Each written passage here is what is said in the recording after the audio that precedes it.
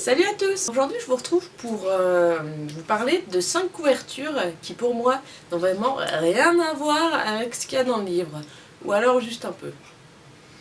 Je vais vous parler tout d'abord de Gillian Flynn, Les Apparences.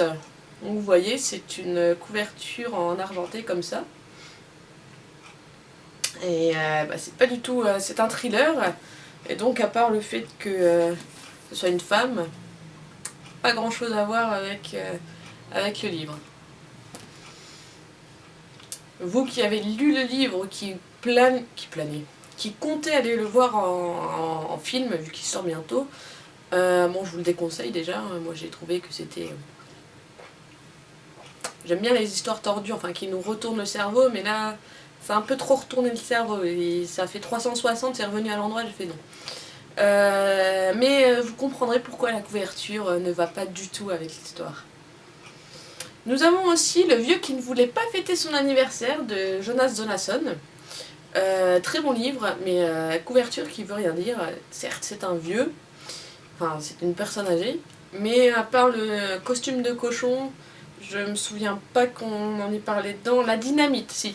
Le bâton de dynamite, le panneau sorti et la personne âgée, c'est bon. Costume de cochon, je comprends pas. C'est peut-être pour dire que c'est marrant.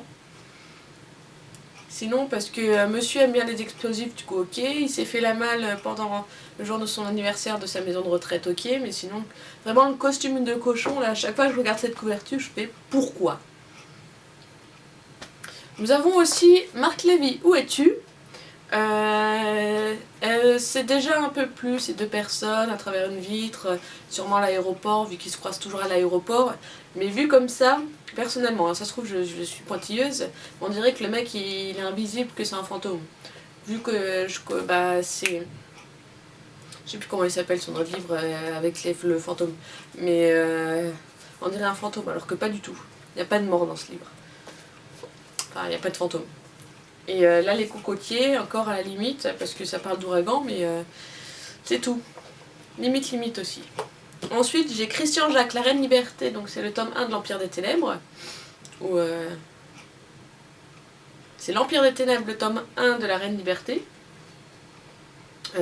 Donc à part que ce soit en Égypte, donc on nous a mis une statue égyptienne, il n'y a que ça de bon. Mais sur tous les Christian-là qui mettent une statuette, même pas ils cherchent à voir ce que c'est dedans. Oh, c'est l'Égypte ancienne, du coup, hop, une statuette. Alors que forcément, voilà. Donc ça parle d'une fille, du coup ils nous ont mis une fille, mais bon. Enfin bref. Et j'ai Dead as a Doornail de Charlene Harris, donc c'est de la série de la communauté du Sud, de Sookie Stackhouse.